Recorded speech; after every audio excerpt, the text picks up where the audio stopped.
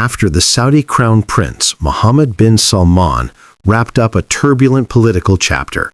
He arrived in Washington for a high-stakes, historic meeting with President Donald Trump, now serving as the 47th President of the United States.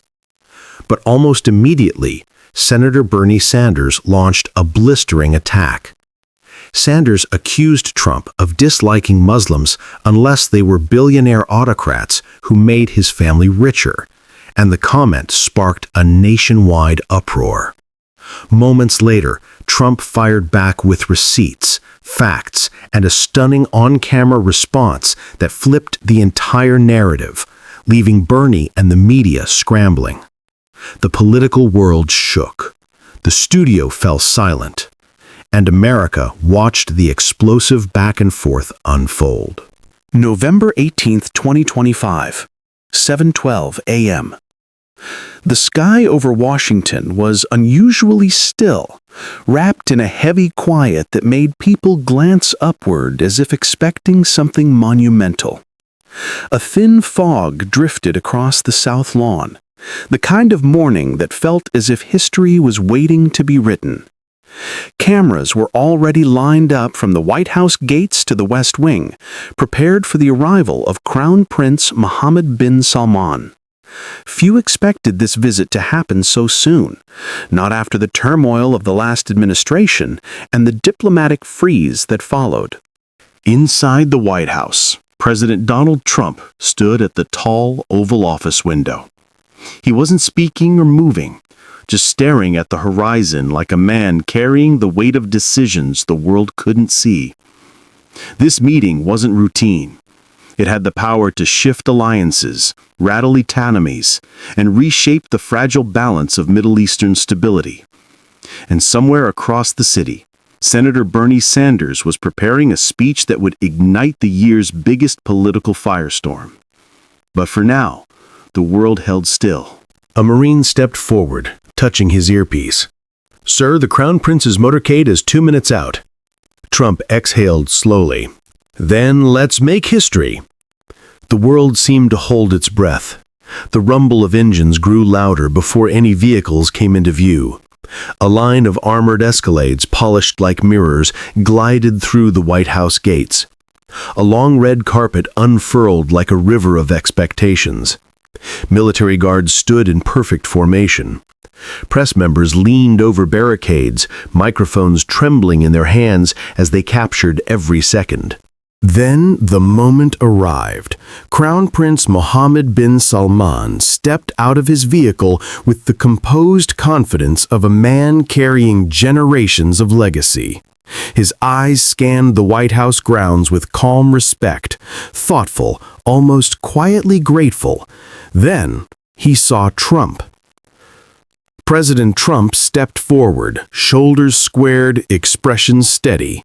The two leaders shook hands firmly, locking eyes with the understanding that their choices shaped continents. But behind the cameras, behind the ceremony and the crisp military precision, something else was brewing.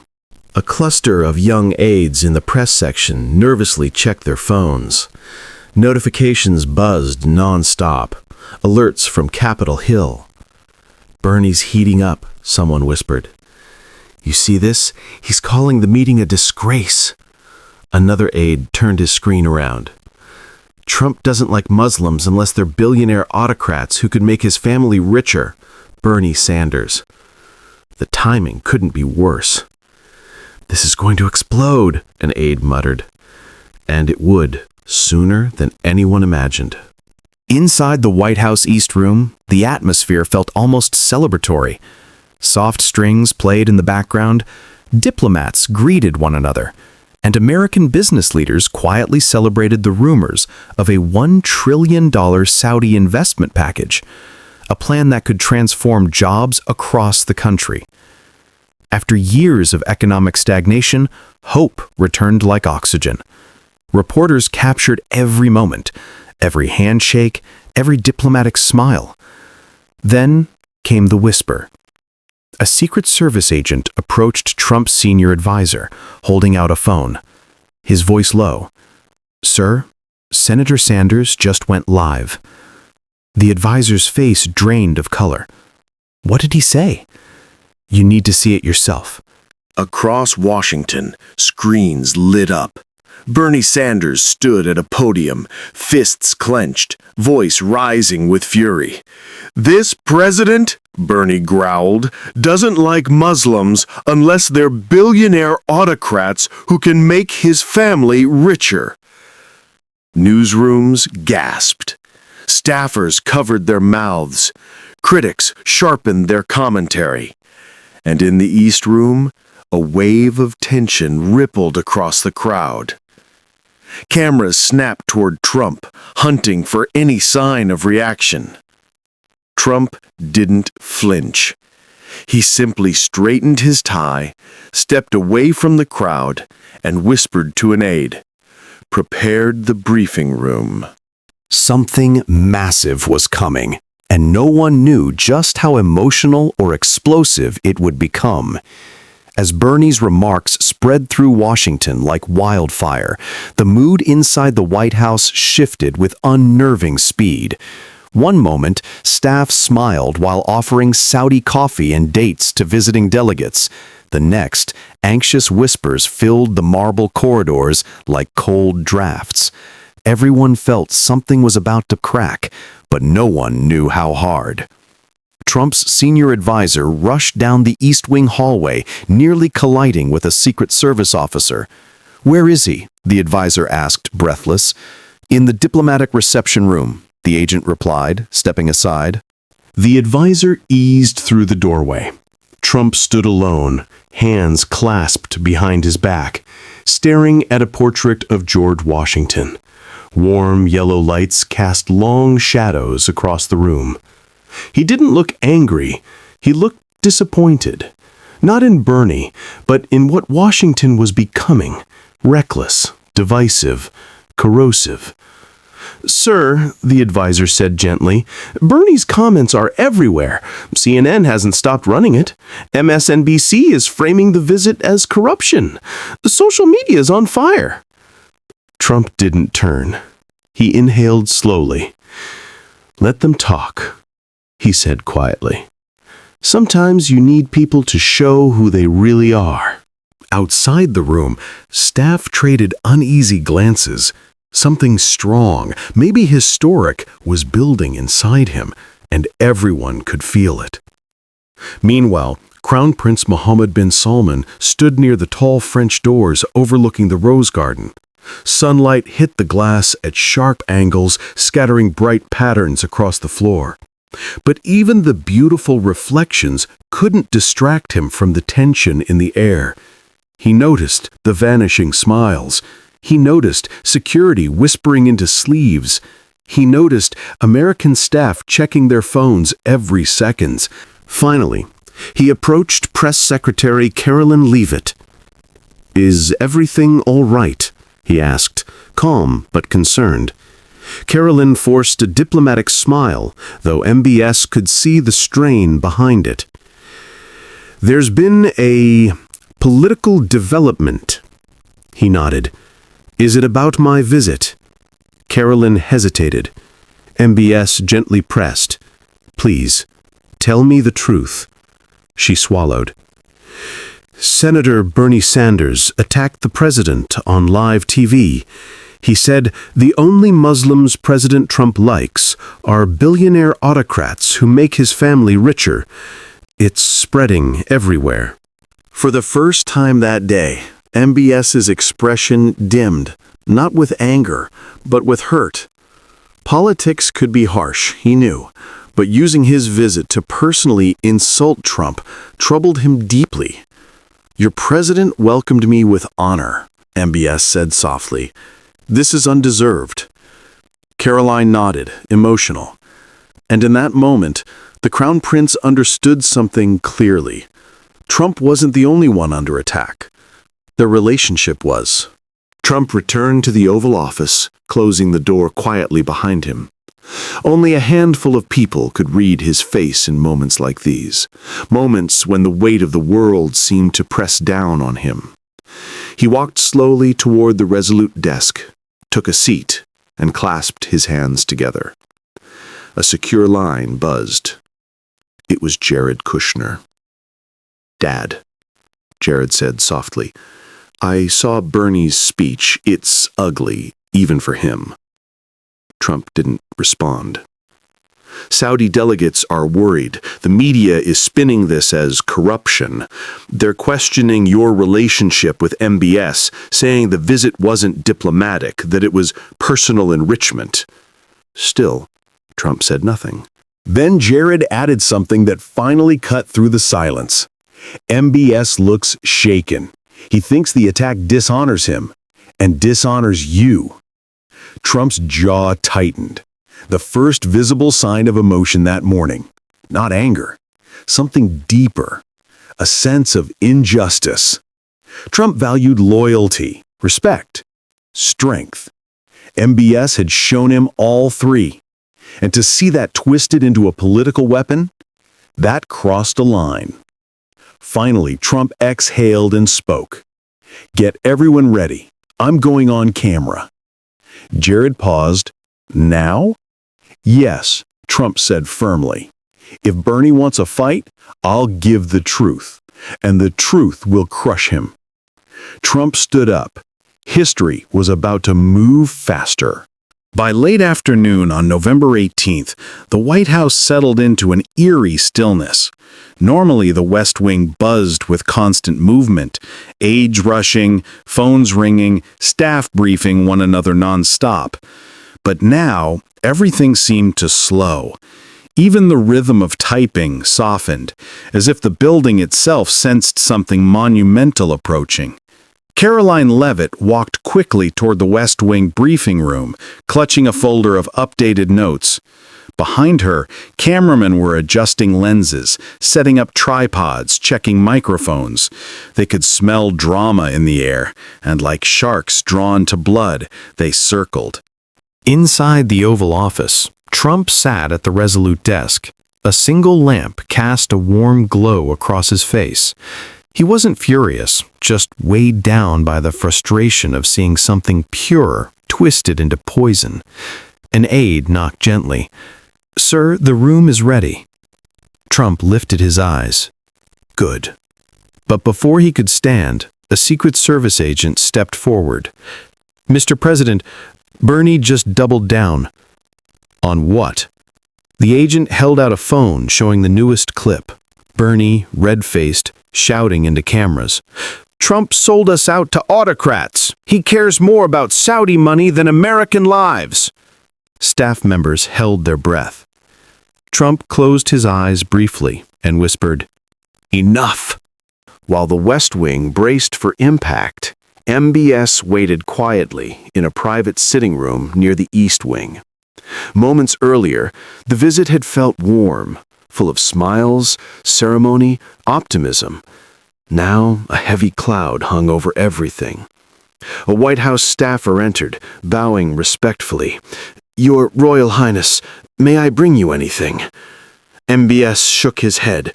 "No, I only want to know if I've caused your president trouble." The staffer's throat tightened. He hadn't expected that kind of humility from a man known worldwide for strength and dominance. "You've caused no trouble," the staffer said gently. "Politics here can be cruel. They twist everything." MBS nodded slowly, then asked softly, "Did President Trump seem upset?" The staffer hesitated, then told the truth. "He seemed hurt, not because of you, because someone questioned his intentions." MBS's eye softened. "He honored me. He honored my country. My visit is for friendship, not controversy." He lowered his gaze. "I do not want him punished because he welcomed me." The staffer felt his chest tighten. In that moment, he saw not a crown prince, but a human being, someone who understood loyalty, respect, and the burden of leadership. And it made Bernie's attack feel even uglier. At 5:41 p.m., Trump stepped out of the Oval Office. The hallway was lined with staff, press aides, and military personnel, all watching him with quiet anticipation. No one spoke, no one moved. His footsteps echoed like slow, deliberate drumbeats. Trump walked with calm discipline, the pace of a man responding not out of rage, but out of duty. His tie was perfectly straight, his shoulders squared. The gravity in the air made some staff members blink back tears. They'd seen Trump fight many battles, but this one felt different. This wasn't about politics. This was personal. This was about honor. He reached the door to the briefing room. On the other side, dozens of reporters whispered among themselves, fighting for narrative control. Bernie's accusation dominated the news cycle. Commentators were already calling for investigations. Trump placed his hand on the door handle. He looked at Dan Scavino and said quietly, "They think they know me. They think they can lie about who I respect, who I care about. Tonight, they learn the truth." Dan nodded, eyes glossy. "Give it to them, sir." Trump pushed the door open. The entire room fell silent. History stepped into the spotlight. As Trump approached the podium, the press saw what they believed was vulnerability. Camera lenses zoomed. Lights flashed harshly across his face. Reporters leaned in like wolves ready to pounce. CNN whispered into a mic, "We are seconds away from President Trump responding to the most explosive accusation yet surrounding the Saudi visit." MSNBC added, "Sources say Trump is rattled. This could be damaging." Even Fox looked tense. "The president is walking to the podium now. The atmosphere is extremely heavy." But inside the room, the reality was different. The people who had served Trump for years recognized the look in his eyes. This wasn't anger. This wasn't panic.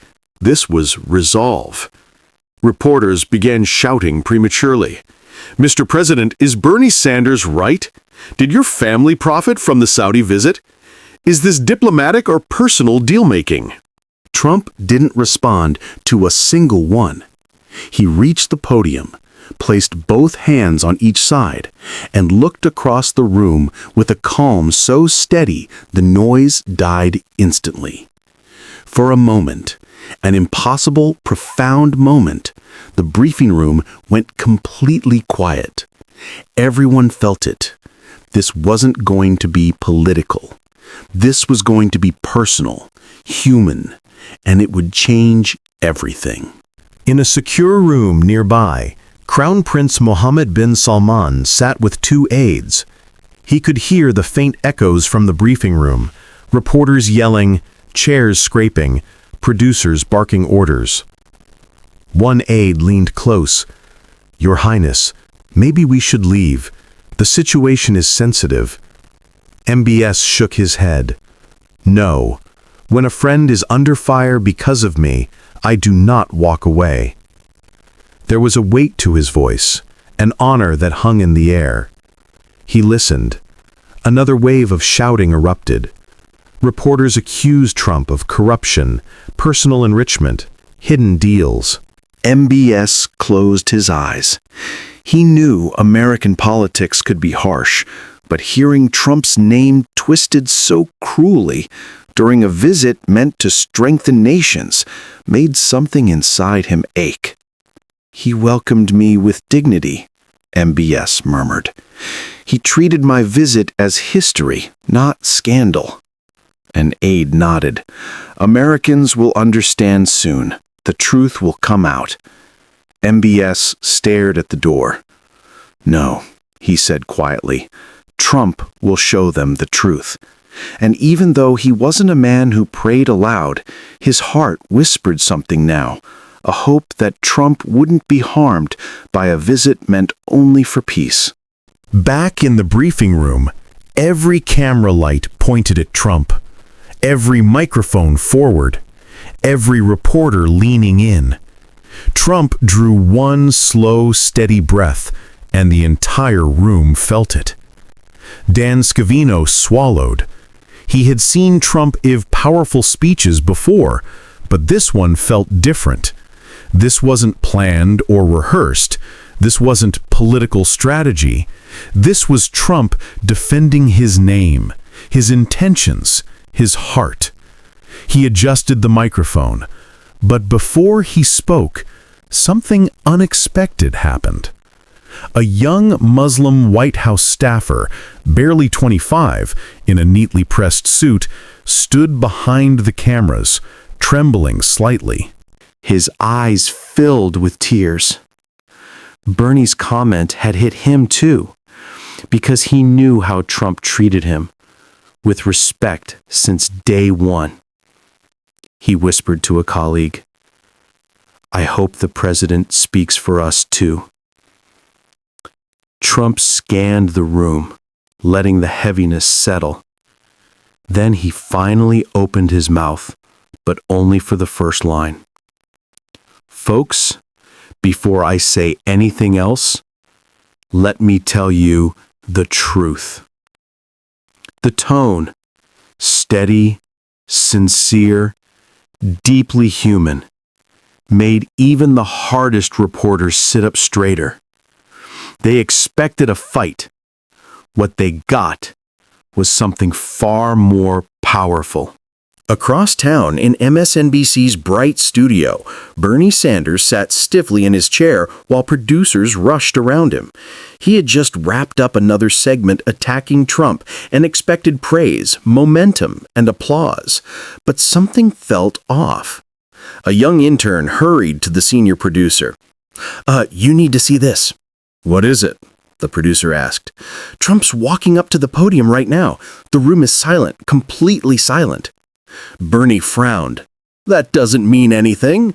The press always gets quiet before someone melts down." But the intern shook his head. "No, sir, they're not quiet because they're waiting for an explosion. They're quiet because it looks like he's about to say something big." The senior producer stared at the monitor, tension creeping across his face. "I've never seen Trump that calm before a statement." Bernie felt his chest tighten. On screen, Trump stood at the podium, hands steady, demeanor unshaken. A sinking feeling washed over Bernie, the kind you get when you realize you've thrown a match into a forest without checking the wind. A voice cut through the studio speakers. "Cut everything, go live with the White House feed, Trump is speaking." Bernie swallowed. For the first time all day, he regretted opening his mouth. Back in the White House briefing room, time felt suspended. Trump hadn't even delivered his full response yet, but the energy had already shifted. Reporters who had prepared for drama sensed this wouldn't be the usual political back and forth. Caroline Levitt stood in the corner, clutching her notes, heart pounding. She leaned toward Dan Scavino and whispered, "He's not using the talking points, is he?" Dan shook his head. "No, this is all him." Trump took another breath, scanning the room, but not with the eyes of a politician, more like a father, a friend, a man defending his name. The Muslim staffer behind the camera watched with teary eyes. "Please," he whispered, "show them who you really are." No one moved. No coughs, no shifting chairs. Even the bright studio lights felt dimmer, as if the moment deserved quiet. Trump leaned slightly into the microphone. "Before any politics, before any noise, I want to speak from the heart." A wave of emotion rippled across the room. Reporters exchanged surprised looks. They had known Trump as fiery, forceful, loud, but this version was raw, sincere, almost unsettling in its honesty. Something profound was coming. Everyone felt it. Trump continued, voice steady and low. "I heard what Bernie Sanders said. I heard every word. And I want the American people, especially my Muslim American brothers and sisters, to hear the truth. Cameras zoomed in. Bernie Sanders leaned toward his studio monitor, fear flickering in his eyes. MBS froze in his private room. Trump lifted a single blank sheet of paper, unread, and set it aside, choosing authenticity over scripts. I have nothing against Muslims. I never have. I respect people who respect this country, who love this country, who fight for peace and safety. And the truth is, many Muslims have stood with me, worked with me, prayed with me, and served this nation with honor. A reporter's expression softened. Another lowered her camera. Trump pressed on. When ISIS tore the Middle East apart, Muslims fought alongside us. Muslim Americans risked their lives for this country. I met their families. I cried with their mothers. I buried their heroes. The room tightened, a real human truth filling the air. Trump stared directly into the camera, directly at Bernie. And for you to use their faith to score political points, that says more about you than it will ever say about me. Bernie's face drained of color. And Trump wasn't done. In the MSNBC control room, chaos erupted. Not celebration, not satisfaction, but fear. The director stared at the White House feed. Why is he speaking like this? A senior analyst, normally smug and ready with talking points, whispered, "This is bad. He's calm. When he's calm, he connects. That's very bad for us." Bernie sat frozen. Trump's emotional sincerity was dismantling Bernie's narrative in real time, and the studio felt it. "Cut to commercial," the director shouted. "We can't," a producer fired back. "Every network is airing this live. If we cut, we look guilty." Bernie wiped sweat from his forehead. This wasn't Trump ranting. This wasn't Trump roaring. This was Trump connecting. "He's flipping it," Bernie said, almost in disbelief. "He's not just flipping it," the analyst replied. "He's turning you into the villain of this story." Bernie felt the world shrink around him. He sensed true political danger for the first time. Inside the briefing room, the emotional shift was unmistakable. Reporters had prepared for a brawl, shouting, accusations, deflections. Instead, Trump spoke with vulnerability, empathy, depth. A Muslim cameraman, usually stone-faced, felt tears run down his cheek. He wiped them quickly, embarrassed, until he saw another staffer crying too. A reporter slowly lowered her camera. She had covered Trump for years, often critically, but whispered, "I've never heard him speak like this." Even Secret Service agents exchanged glances, silent signals that said, "This moment is bigger than politics."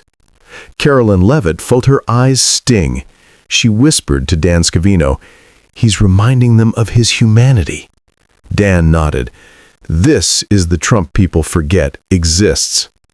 Trump paused, not for drama, but because he felt the weight of every word. The room softened. He wasn't defending a policy anymore. He was defending his character. And America was listening. Down the hallway, Crown Prince Mohammed bin Salman rose from his seat. Trump's voice drifted faintly through the door. He could hear the sincerity, the loyalty, the pain behind the defense. An aide whispered, "Your Highness, maybe we should wait. The president has this under control." But MBS shook his head. "I must hear him. He is speaking not just for himself, but for our friendship." He stepped toward the door, stopping just short of entering. Not wanting to interrupt, but unable to sit any longer while his visit became ammunition. Another aide whispered, "Sir, the media will see you." "Let them," MBS replied.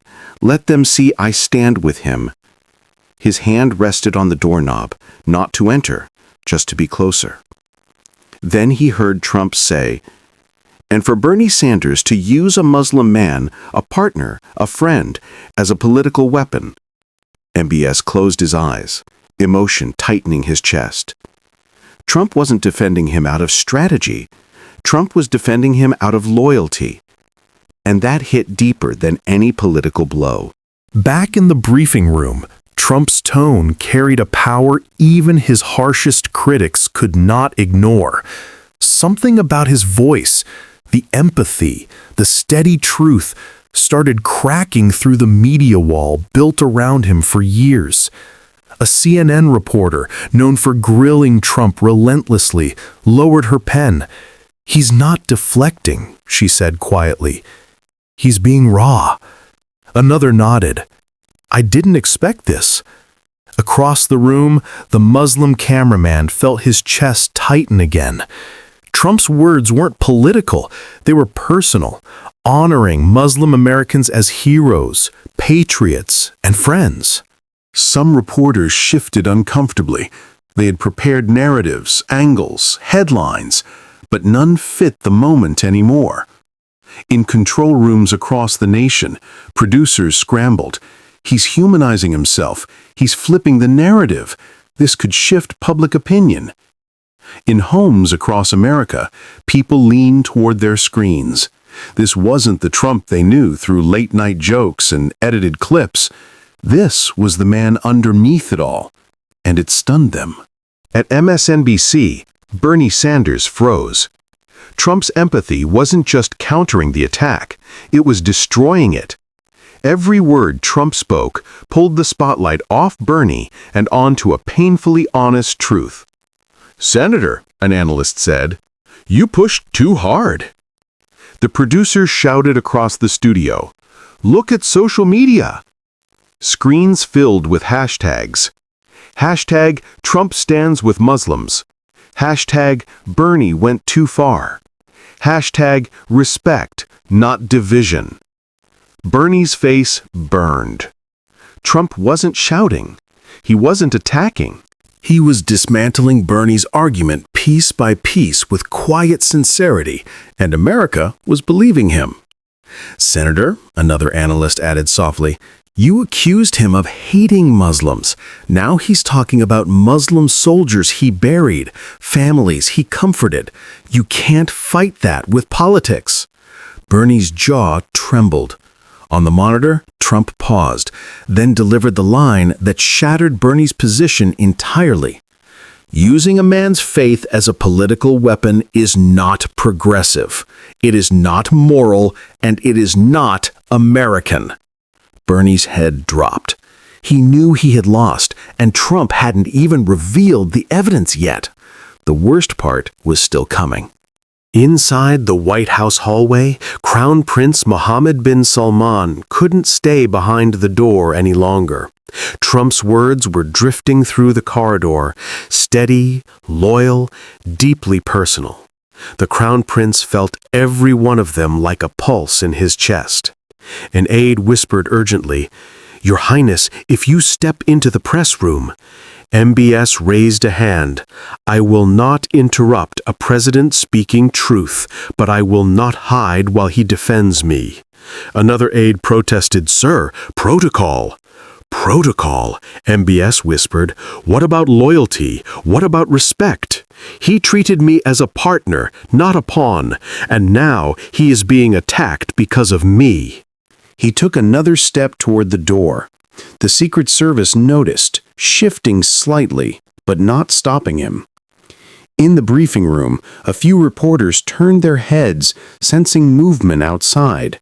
Trump, mid-sentence, briefly glanced toward the doorway, as if he could feel MBS standing there, silently supporting him. Trump continued, voice growing steadier. "America does not turn away allies who bring peace, stability, and investment. We stand with those who stand with us." Outside the door, MBS closed his eyes, deeply moved. For the first time in his life, a foreign leader was defending him, not out of strategy, but out of sincere respect. That meant more to him than any treaty or deal. As Trump spoke, the press corps shifted uneasily. Some lowered their cameras. Some relaxed the tight grip on pens they'd been ready to use as weapons. They had walked in expecting anger, chaos, defensiveness, but instead they found themselves listening to a president speaking with almost fatherly sincerity. A veteran journalist from ABC leaned toward a colleague. "This might be the most honest I've ever seen him." Another reporter, known for criticizing Trump consistently, whispered, stunned, "I didn't expect to feel anything." Even younger journalists, who'd grown up on social media clips painting Trump in the worst possible light, looked confused as their prepared narratives crumbled. Trump's words echoed through the room. America does not turn its back on allies who stand with us, and we do not smear faith because we lost an argument. Some reporters bowed their heads. One whispered, "This is emotional. This isn't a briefing. This is a moment." Another added, "If Bernie doesn't pull back soon, he's done." But Bernie Sanders didn't know that. He was still watching, horrified, as Trump calmly dismantled his attack without raising his voice. Just outside the briefing room, Crown Prince Mohammed bin Salman couldn't stay behind the door anymore. He stepped forward slowly, his presence filling the narrow space. Trump's defense, heartfelt, unwavering, shook him more deeply than he expected. He had been respected before, but never defended. A Secret Service agent whispered, "Your Highness, stepping in now would be very unusual." MBS nodded. "So is what the president is doing. So is the truth." He took another step. The briefing room door eased open, a narrow strip of light spilling into the hallway. Reporters gasped. MBS appeared, not barging in, not demanding attention, just standing quietly at the edge of the room with his hands folded respectfully. Caroline Levitt's hand flew to her mouth. Dan Scavino whispered, "He came to stand with him.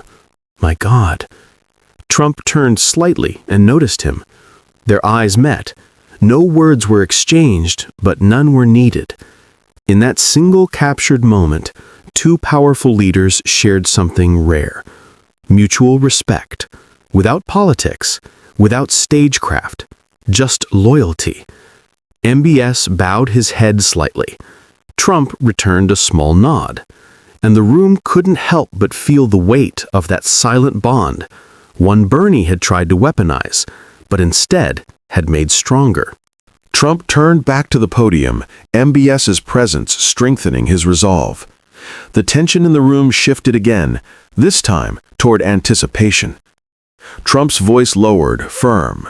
"And now, since Senator Sanders wants to talk about Muslims, about money, about corruption, let's talk about facts." Reporters straightened up instantly. Everyone felt the shift. The chainsaw was about to start.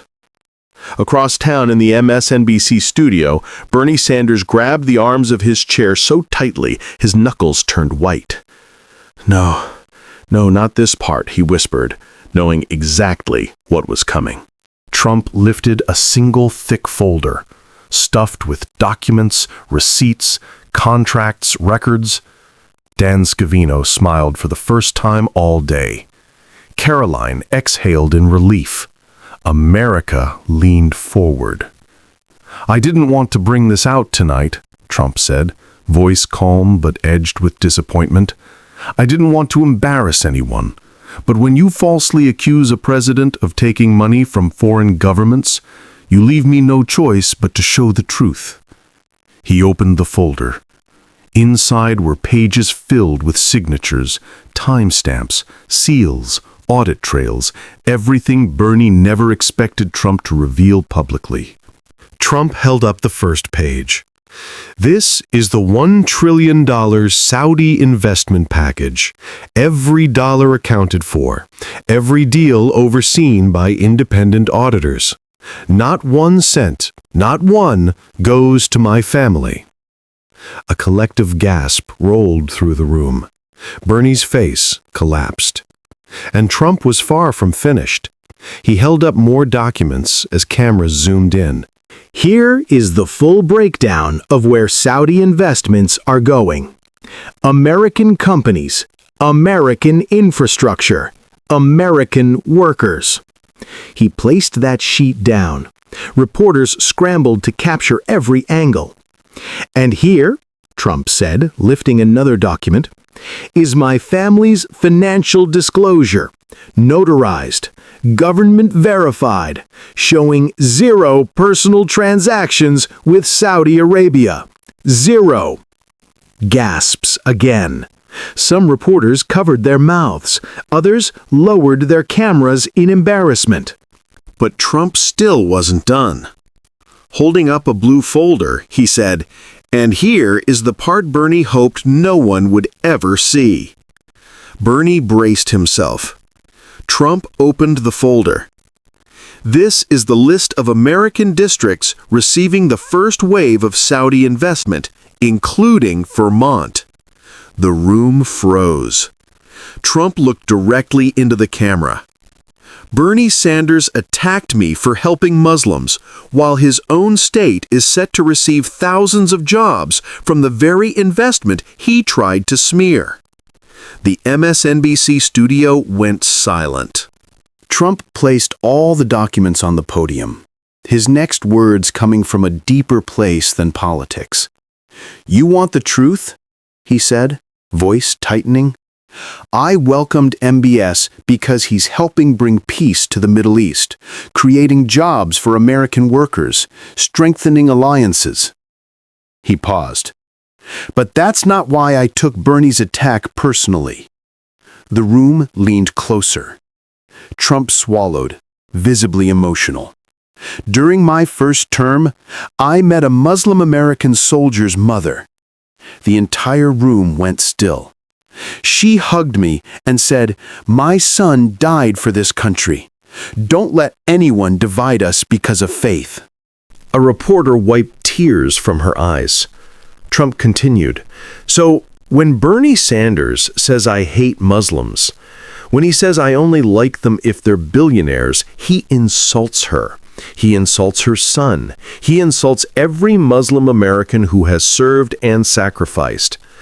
In the back, the Muslim staffer quietly sobbed. Cameras caught it. America saw it. "And he insults," Trump added softly, turning toward the doorway where MBS stood, "a man who came here in peace and respect." MBS lowered his head, visibly emotional. Trump took a final breath. "Tonight, I stand with every Muslim American, every ally who chooses peace, and every worker who will benefit from this partnership." The room didn't erupt in noise. It erupted in feeling. The world felt it. Trump stepped away from the podium, but the moment wasn't over. Because MBS did something no one expected. The Crown Prince walked into the briefing room slowly, respectfully, carrying a sincerity that stunned every reporter into silence. He approached Trump, placed a hand over his heart, and said, "Mr. President, thank you. You defended our friendship with honor. You defended my people with dignity. And you defended Muslim Americans with truth." Trump nodded. The two men stood side by side, an image of unity that crossed borders, faiths, and politics. Reporters blinked back tears, producers stared speechless. Even critics felt something shift inside. MBS then whispered, just loud enough for the front row to catch, "Loyalty is rare in this world. You have shown it." Trump placed a hand on his shoulder and replied quietly, So have you. Bernie Sanders, watching from the studio, finally lowered his head. He knew the fight was over. He had lost, not to anger, but to truth. When Trump and MBS exited the room together, journalists didn't shout questions. They didn't attack. They simply watched. They knew they had witnessed history. And across America, millions of viewers, Muslim, Christian, Jewish, atheist, wiped away tears, realizing this wasn't politics. It was human. Trump's voice echoed as the cameras faded. God bless America, and God bless every ally who stands with us.